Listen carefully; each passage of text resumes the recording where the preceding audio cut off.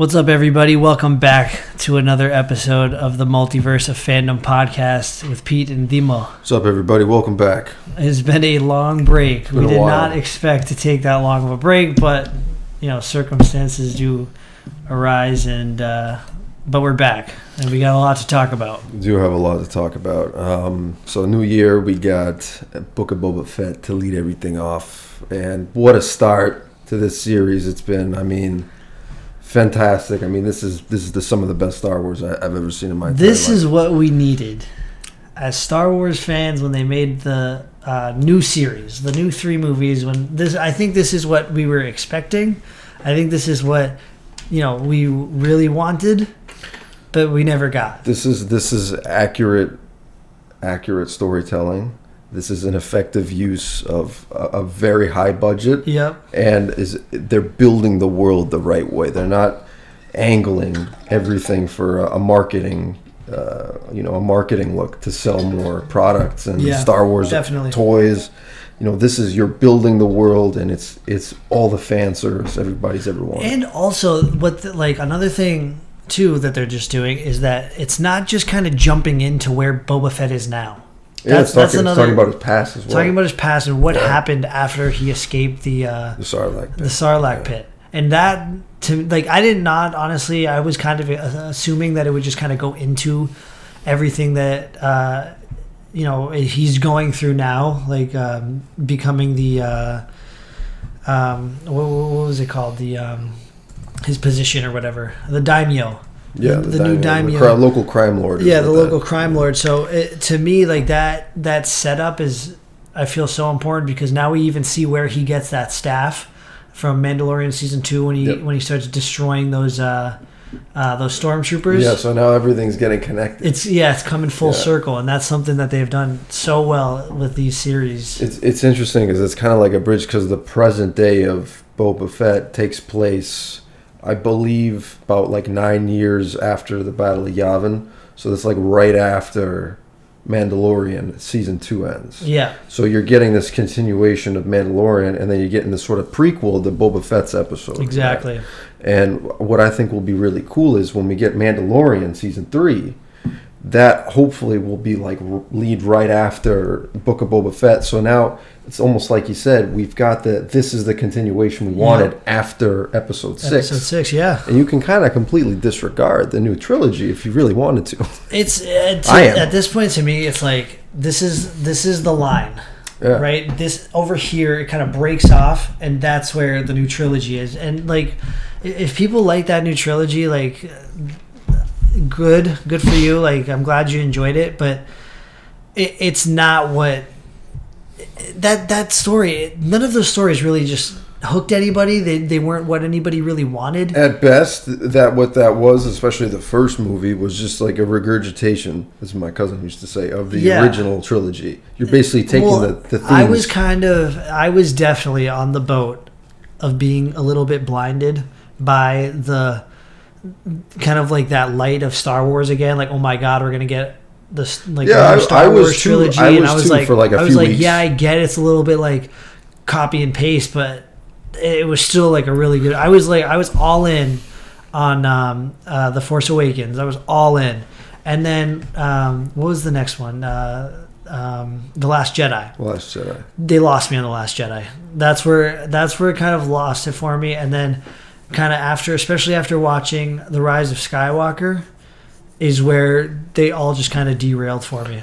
From the start, and what kind of pushed me over the edge was after the movie, you kind of realize someone I saw it with brought up that, this is almost exactly like A New Hope. And I was like, you know what, you're right. Yeah.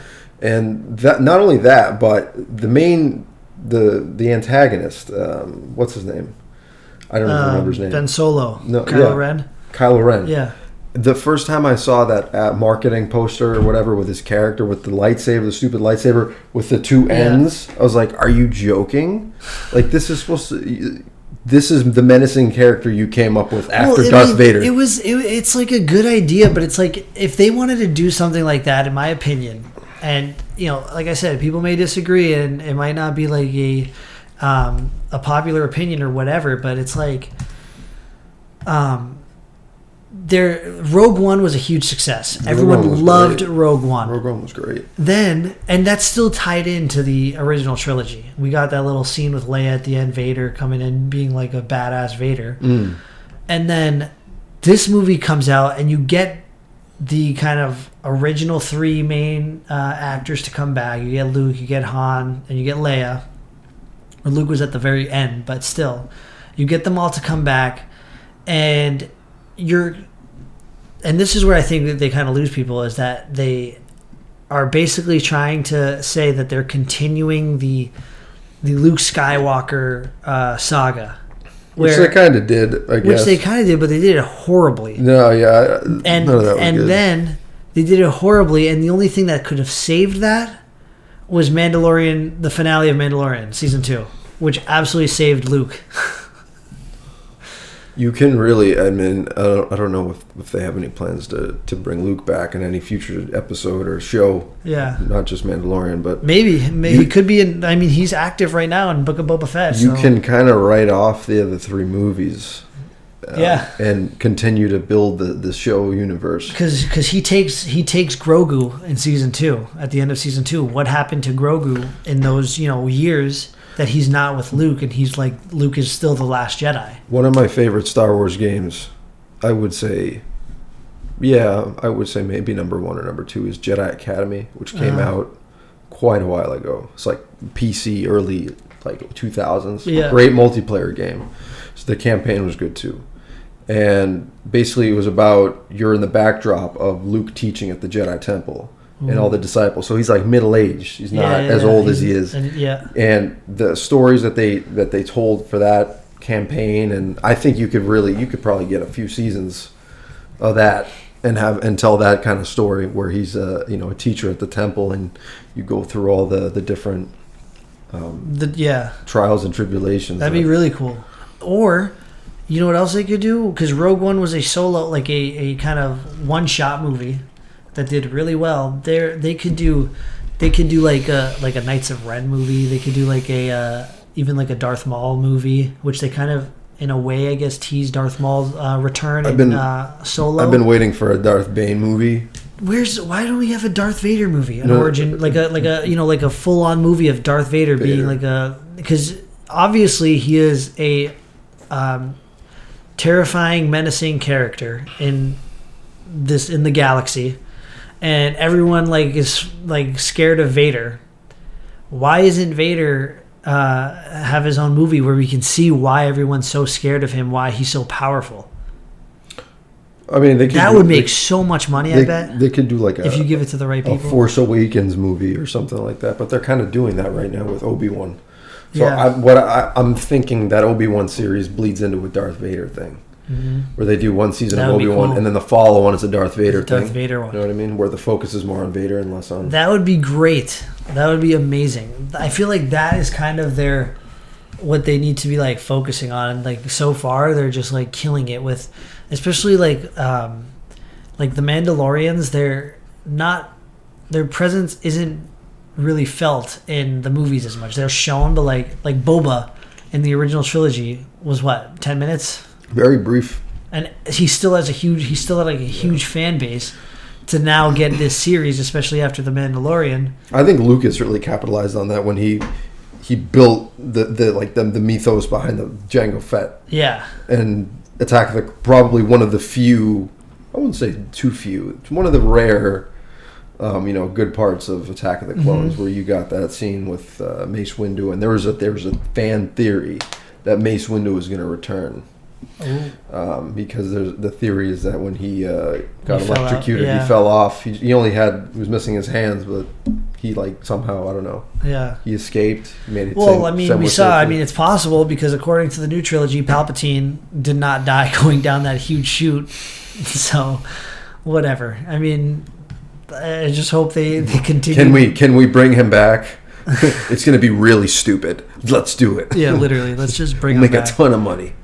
And they did. They made a ton of money. And people were it's absolutely scammed out of their money. Seriously, I saw all 3 of those movies. We saw the last 2, I think, all together. Yeah, I think. Did we not watch Force Awakens together? I thought we did. No, I saw that one day after Christmas. Okay. Yeah, we saw the other two together, and we were garbage. we were not happy. Garbage, man. But yeah, so like then I don't even know if we finished talking about Hawkeye those all that time ago. We definitely didn't. But I mean, the finale was a little bit of a letdown. We'll just go quick into it. The finale was a little bit of a letdown. I mean, there's not really any sense of where the show's going. If there's going to be a season 2, or if there's going to be kind of like a spin-off with Yelena and Kate Bishop. Kind of just now we're just kind of just sitting in this weird place of waiting.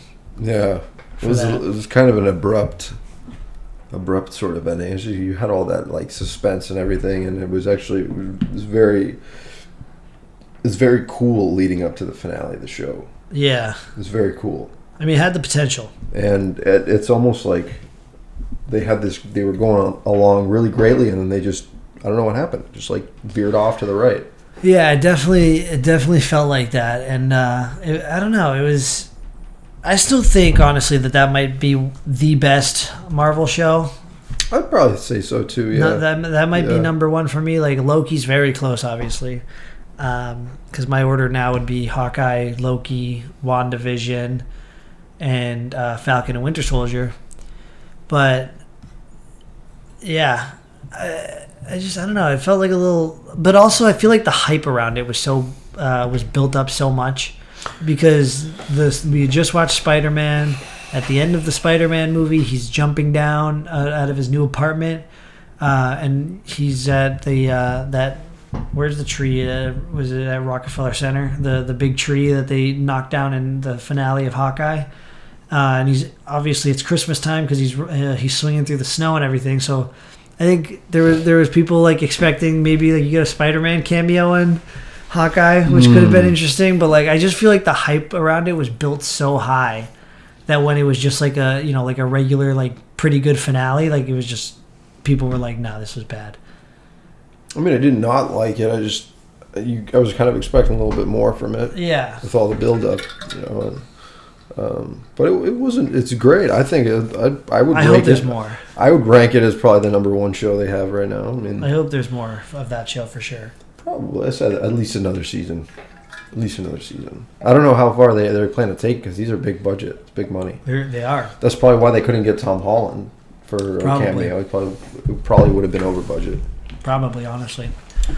What else is out there in the world?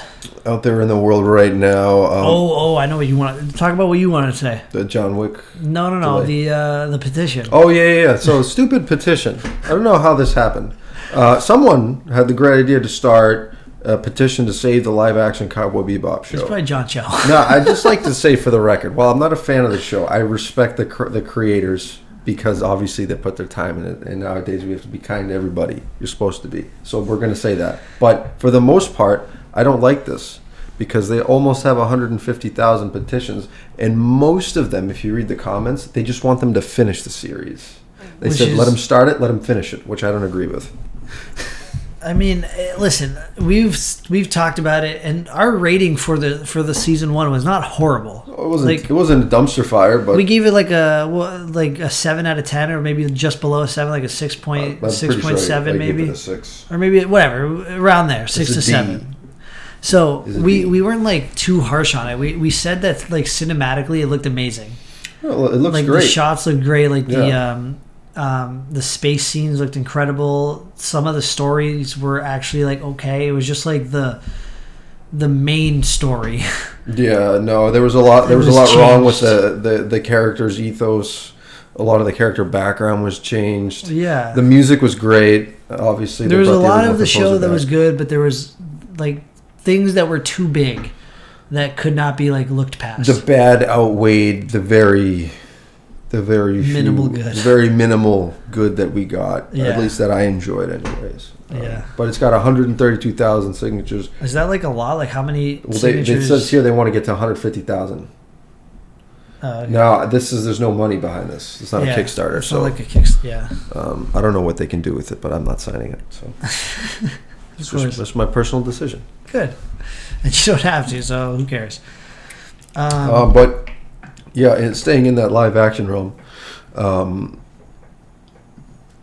John Wick 4 was delayed another year, which is very disappointing Crazy, to me because I was looking forward to that. And then they finished filming a few months ago. So you would think they would have all the time. I think that just what studios are doing now, because we've seen a few others get pushed back recently, is they're biding their time. They're seeing that, all right, well, maybe things are getting better in about a year or so. Maybe the box office will be kind of closer to where it was before the pandemic. Because we've seen some movies like not do well at all recently. But I mean, the thing is, for me, it's like if the hype is around this movie, if there's like a build up for this movie, like people are gonna go see it. Like No Way Home, we saw that. Yeah, but most movies aren't like that though. But John Wick would get that reception, would it not? Like John Wick sells out theaters. I went opening night to Parabellum 3 with your brother and a couple of our other friends, and it was a nicer theater too, and it was not fully packed. But that was not even in a pandemic, so I don't see because John Wick doesn't get the same press that Spider-Man would, believe it or not. I think they're playing. Like, people are gonna want to see that movie, so they're gonna they're playing. The people that want to see it are gonna go see it. They're playing, I think, against. Okay, do we release it in both a streaming format and a theater format and risk losing, X amount of dollars to guarantee whatever we have from whatever platform? Or do we risk it just being completely theatrical for whatever 86 days and then, losing half the budget? So I think they think maybe, all right, if we lose a quarter of the audience either way, let's just wait a year. I guess. And this time, if they start filming... See, I don't know, because another kind of... I guess you could say big movie now potentially is Morbius that got pushed back. Yeah, it did. 3 months. It was supposed to come out end of January, and now is it coming out April 1st? It looked good. Well, in the trailer. I don't know if it's obviously they're going to say, and the reports are it's because of COVID, but I may be thinking, what if they added like a scene at the end, maybe with Andrew Garfield, to now introduce him? Because that's like this is kind of like my theory for Morbius. So in Morbius, in the trailer, we see Tobey Maguire's Spider-Man painted on that wall. It says murderer. We see the Vulture. We see Michael Keaton say to him, he actually talks to Morbius and says, we should talk or whatever. Then later in No Way Home, we kind of figure out that everyone kind of got sent to different places. Like the people got Venom, Doc Ock, Green Goblin, Electro, all them got sent to the MCU. And then what if Michael Keaton, what if the Vulture got sent to the Sonyverse, and that he was actually there because of the events of No Way Home? It's And then the murderer, because Andrew Garfield says he was pulling his punches. What if the murderer was actually supposed to be Andrew Garfield's Spider-Man, but because of No Way Home, it was a picture of Tobey Maguire's Spider-Man? It's an interesting concept. And now maybe they're adding some sort of end credit scene, and then we're going to see Andrew Garfield at the end of Morbius, and which is why maybe they want to delay it a little bit, just kind of get it all right and cut together. I hope you're right, but it's a very specific. Yeah, but I mean, it kind of makes sense, because why is Morbius clearly takes place in Sony, in the Sonyverse, which has now recently been changed to the Sony Spider-Man universe, and Keaton is the Vulture in the MCU. Toby's obviously not in the Sony's definitive Spider-Man anymore, and he's not a murderer. Andrew Garfield's the only one that said I stopped pulling my punches, so they would call him a murderer. It's very specific. You're right, but it's like I feel like it could work. I hope you're right. I feel like it could work. I hope you're right. That's kind of my big theory for Morbius. So it's documented now. No one can say I didn't call this if it's true. Well, we gotta wait and see. When's it coming out now? June? No, April 1st. April 1st, yeah. That's not too much of a delay. Not too much. And then the other one that I don't want to get delayed is the Batman. As of right now, they're holding firm. We're too close. 3 weeks. Morbius got delayed from 3 weeks. It was 3 weeks away. Yeah, but Batman's so much bigger. I don't know. And plus, they already came out and said. Yeah, they did come out. So that's kind of the thing. It's like when the movie's that big, like No Way Home or the Batman, I don't think they'll cancel. Although I wouldn't mind seeing Batman in the summer just because this looks really good. And I saw The Dark Knight in the summertime. Actually, it was on my birthday. Was it on my birthday? Yeah, it was on my birthday. So it was end of July. Really? Of 08. Interesting. I do like a summertime Batman release because March is a little cold, but especially because it's March 4th, right? So it's gonna be cold. It kind of plays with the movie though, because from the trailer, from what we've gotten so far, everything looks really, really dark. Even though the MR whatever rating is PG-13. But so are the Dark Knight. So is the Dark Knight trilogy. That's true. They can push the limit with PG-13. They can't say a few words, right? Yeah, there's a few words they can't say. There's a few words they can't say. There's a few They can't show nudity. But I mean, that's like Sam Raimi did a good job of that with the Spider-Man trilogy that he did, where in the second movie it was like when Doc Ock was unconscious with the tentacles, and then he wakes up and like he's in the doctor's office in like the surgical room. He wakes up or he doesn't wake up. It's the claws that like wake up and they start killing everybody. But they show it in a way that like they don't show the screen, but they show the blood splatter. So they can like get away with things like that can keep the rating, but still imply the gore and the be scared at this part or something. Yeah. They'll do a good job of that. Somebody had come out and said that they were pushing the limits with it anyway. And I think Matt Reeves said that. Yeah, Matt Reeves said that. From what we've seen anyway, I wouldn't expect this to be a lighthearted affair. Yeah, definitely not. I mean, everything looks good. Even the merchandise they're releasing looks pretty good. So I mean, I'm hopeful for it. It's got a high bar to. Oh yeah, high bar to hit. This is the thing. There's a very high bar for this movie, and if Warner Brothers misses on this, they're just in the can at this point. It doesn't look like a miss to me. It looks like it feels like it feels like the Joker. As remember the lead up to the Joker kind of. Everyone's like, this movie can't be bad. It was only $100 million to make too. Really? Yeah, which is a low budget. I don't know what the Dark Knight's budget was, but I'm curious. What was it? 185. So that is low for a little bit lower. Crazy. Yeah, that is crazy. And then there was Doctor Strange. What is it? The Multiverse of Madness, Doctor Strange and the Multiverse of Madness, or whatever. That now we're getting some rumors that Marvel has approached Ben Affleck to come back as Daredevil as a cameo. Oh my god! I don't even know why they would want that. Didn't that movie do terrible? It was an awful movie. It was an awful movie. Why would they even want that? Why would Ben Affleck? Do you know how many times I've seen that movie on FX? Do you know how many times I've seen that movie? Probably once on FX. That was FX played Daredevil back in the day, like all the time, 05 to 08. Yeah, I mean, look at how like day after day. TNT does that now all the time with like the original Suicide Squad, like all those like the first DC movies that came out. The one thing that I look back on in that movie from 03 was the person that played what's his name, Bullseye, Colin Farrell. Oh my god, yeah. I still die every time I watch it. Dude, it was this movie and then it was Elektra, remember? Because they made Elektra.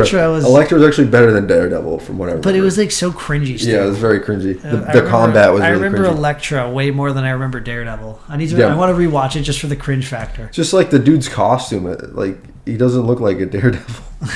Like it has it's all leather. It has absolutely no like there's no padding, there's nothing. Nothing. It's horrible.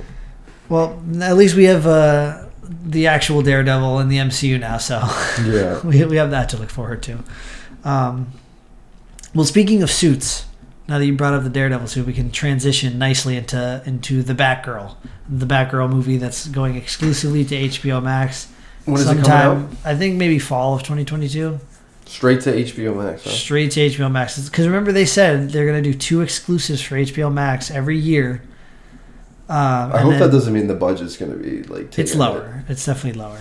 It's not going to be a huge budget, but I think that's kind of the compromise. So they can kind of like justify having like 2 movies a year, because Blue Beetle was originally going to be, that was the other movie coming out I think in 2022. This year got pushed back, right? I don't think it got pushed back, but that's getting a theatrical release as well as being on HBO Max. So I'm sure that one's like, but whatever. The suit for Batgirl. The suit looks good.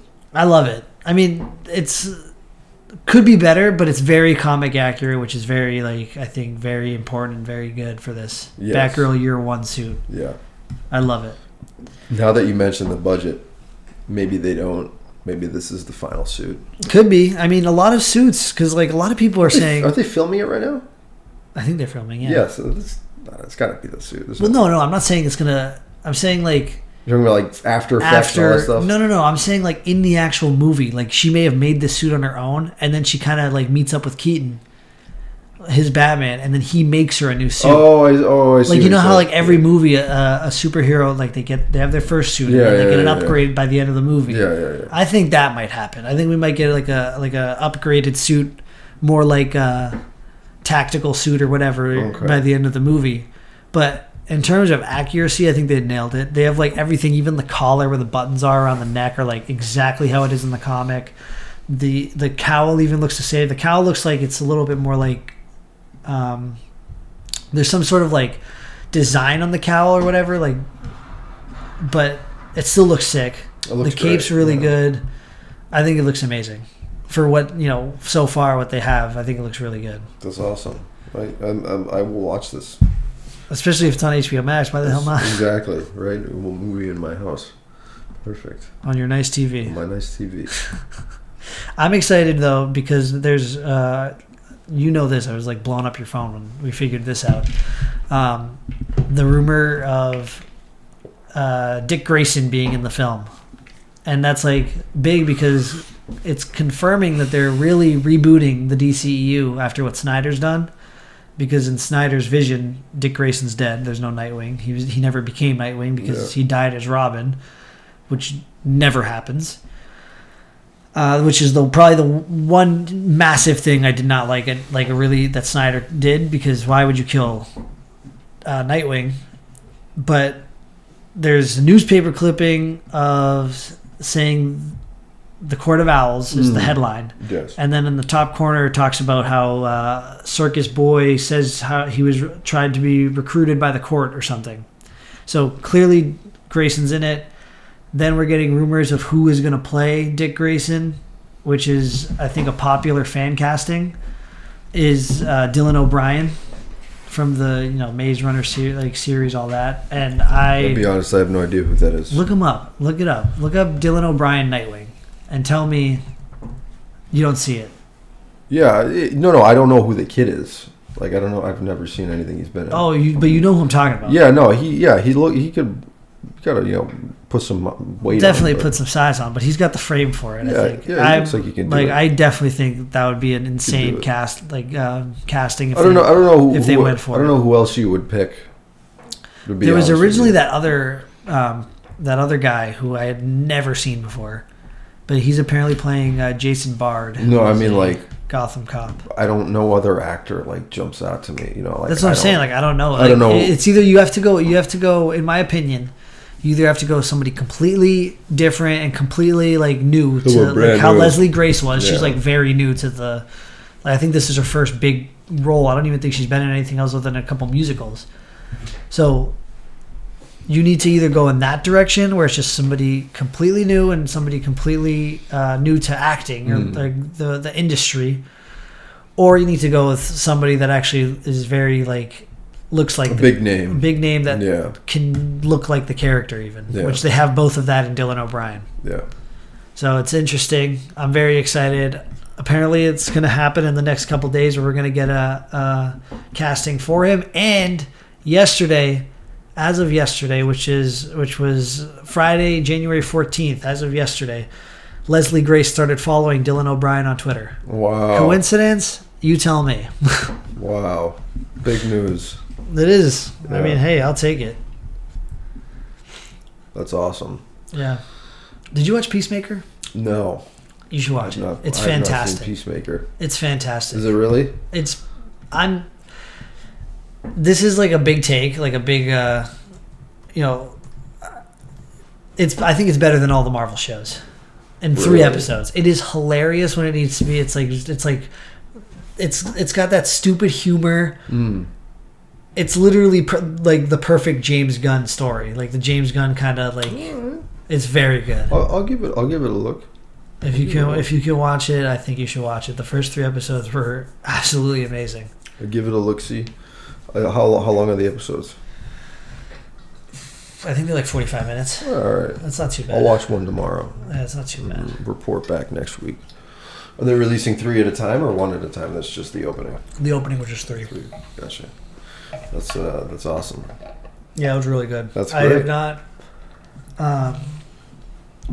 You know, the people that I've talked to, all of them love it. Yeah. So I haven't really seen much of like hate going towards the show so far. Just after the first 3 movies. So I guess we'll just have to wait and see how the story unfolds. But this is another thing. Quickly, I want to just rant on this part. Since Flash is rebooting a bunch of stuff. They're calling in the movie or in the show, sorry, they like talk about Aquaman. They're like connecting the universe, and they're doing like a pretty good job of it. But it's all going to get rebooted anyway, so I don't know why they do it. I just feel like it's a waste of time. Yeah, I mean, I think there's certain characters that studios will never let go of. You know what I mean? Like, no, we'll get it right the next time. It's just weird, though. It's just weird, and like it's just obviously off topic, but it's just like weird that. Let's just pick and choose what we want to reboot, but let's just reboot it all. Like, let's get rid of... That was the other thing that we haven't talked about. Because it was like 2 weeks ago.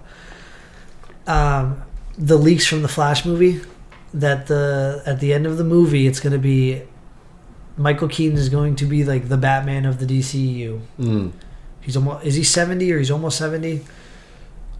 Yeah, he's not going to be Batman. How we want to know Batman, like Robert Pattinson's like the young Batman, but in a separate universe. We're not gonna have Superman anymore because apparently that's just Cavill's out. I guess they're kind of making it so Cavill's completely out. So now the Justice League is going to consist of Flash, Wonder Woman, Shazam, Black Canary, Batgirl, and Supergirl.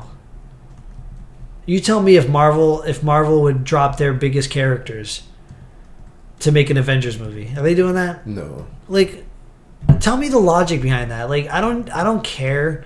They can reboot, the DC universe, reboot it. Don't take out your 2 biggest characters. Like, Batman and Superman are their 2 biggest characters in all of they're. Superman, Batman, and Spider-Man are like the 3 biggest characters in all of comics. And you're just going to kind of like... They're not going to exist. I think from their perspective, they're probably, they're looking to spend more time on other characters, let certain bigger name characters kind of like pan out for a little bit on their own. And then do like solo movies. Maybe. But it's just weird because what are they going to do? Like, I don't see this going long. I don't see them sticking to this universe for like 10 years like Marvel did. I see this rebooting in 2024, 2025. And then what? Are you going to go to are you going to go to Power Girl? Like, there's been a lot of questionable decisions by the DC studios for quite a number of years now. And it's kind of a good thing that, to be honest with you, that Christopher Nolan wasn't included in any of that. Yeah. That would have tarnished because wasn't he supposed to? Christian Bale was supposed to be like the Batman of the DCU. Yeah, they offered him a crap ton of money. He said no. Yeah, he said no. We were always going to do 3. Yeah. So he got lucky because no more Batman for me. He saw what happened and he was very happy. Just sell. And then DC just sell. And then he made sure he told Ben Affleck, make sure you got a zipper in that suit. But they'd 3 movies with no zipper. I think that's accurate. I don't think he had... He also told them not to do it at all. Oh, really? And George Clooney told him that, too. He said, don't do it. Don't play Batman. Because, I mean, George Clooney got a bad rap. Well, apparently, I think... I don't know, and this is all, like, personal shit, but apparently he had several relapses when Joss Whedon got involved. He's he did, because it was after Whedon got involved with Justice League, and then because he was supposed to direct his Batman movie with Deathstroke in it. Batgirl. That was going to be great. That was going to be great.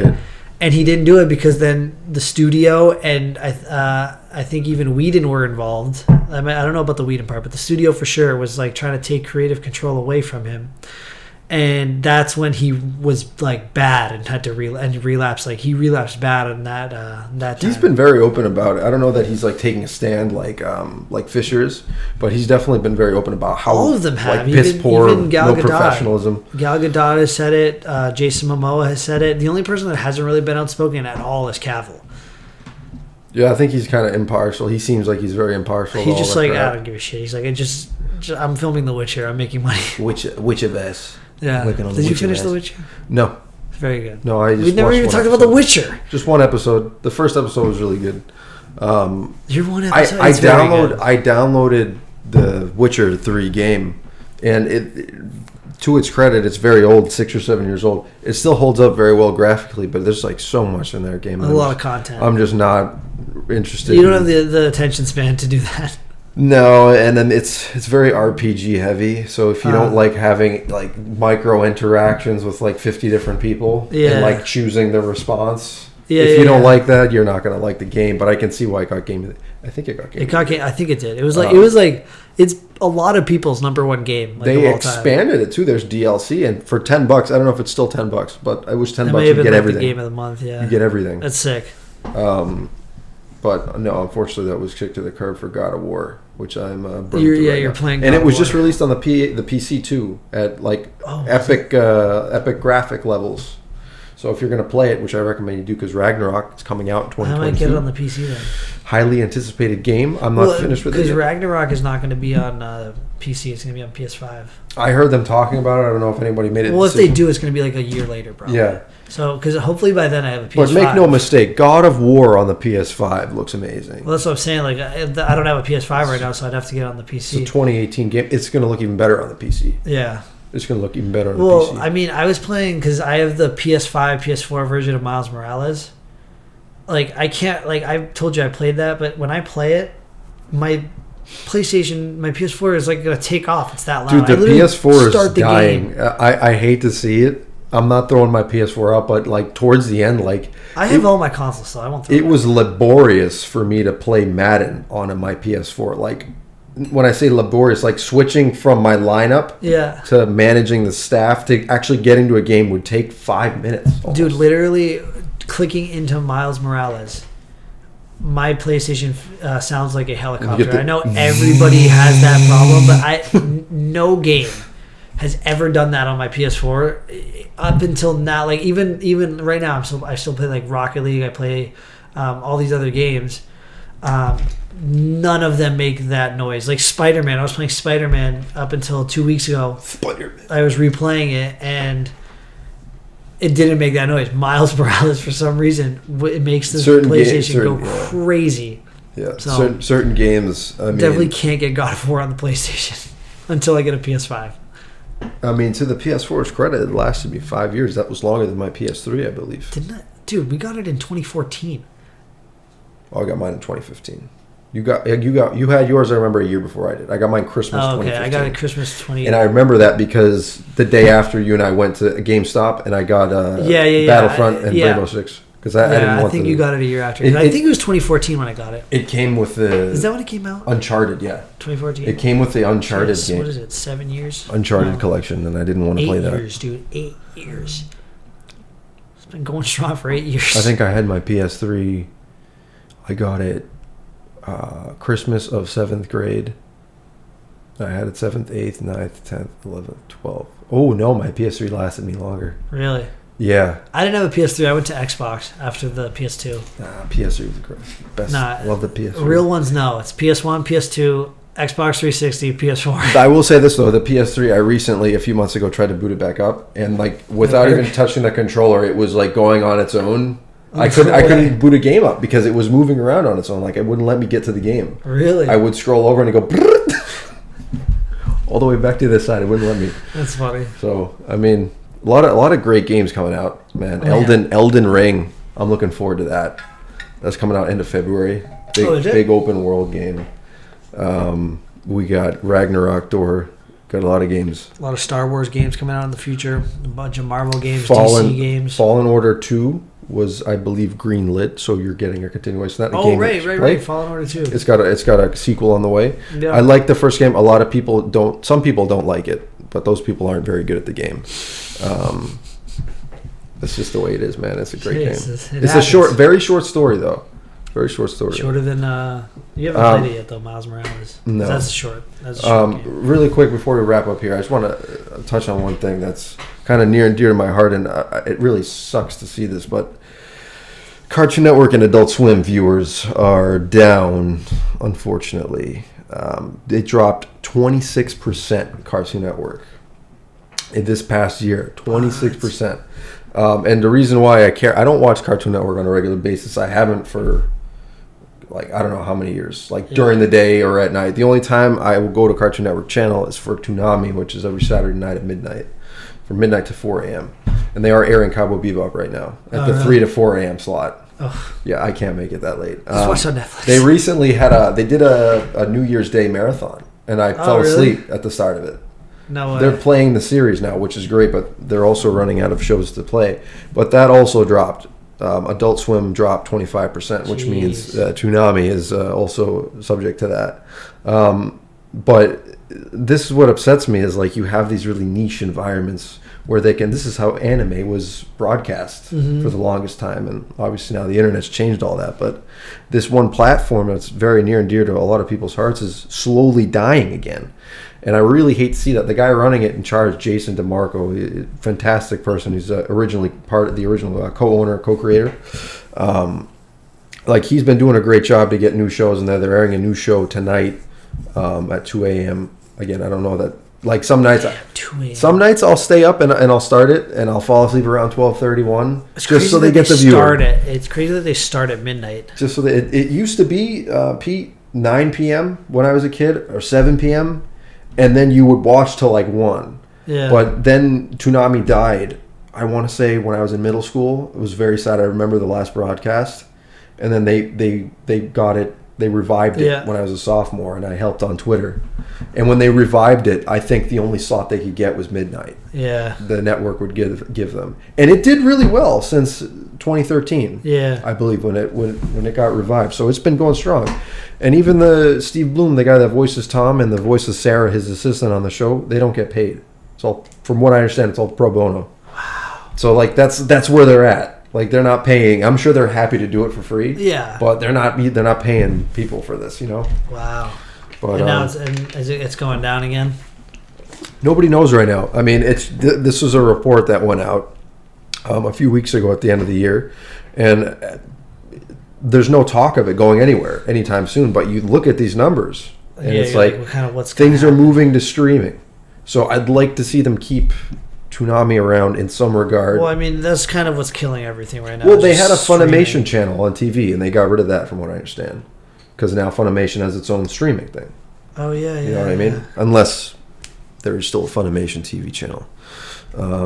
But yeah, I mean, it's difficult to see that things are moving towards more of a streaming culture, as we all know, and hopefully Toonami has it finds its own place. If knock on wood, it does get canceled again or move to the internet. Yeah, I really hope it stays around in some regard, because there's a lot of memories, not just for me but for a lot of people there, and there's kids now that are growing up that are watching Toonami on the West Coast. Yeah, and this is how they're watching anime. So yeah, because the West Coast too, you'll be able to watch it. West Coast, well, yeah, West Coast, you see it at 9, right? Yeah, you'll see it. It's a 3-hour difference. You'll start at 9, yeah, as opposed to midnight. But yeah, that's what I got for this week. One more thing, because we forgot to mention it earlier. The Moon Knight. The Moon Knight. Monday night, really good, and then Monday night. So probably after, before, we'll see it before this podcast airs, I think. Yes. We will have the Moon Knight trailer and probably a release date for it, which is very exciting because the suit looks awesome, and the little teaser we got I'm looking forward today to that show. Was incredible. So by the time this comes out, we'll probably have seen the trailer, and then next week we'll talk about it. I think that's it. That's great, guys. Guys, thanks for joining us. Welcome back. Happy New Year. Yeah, we're back now, so don't worry. We're back. You want it? You got it.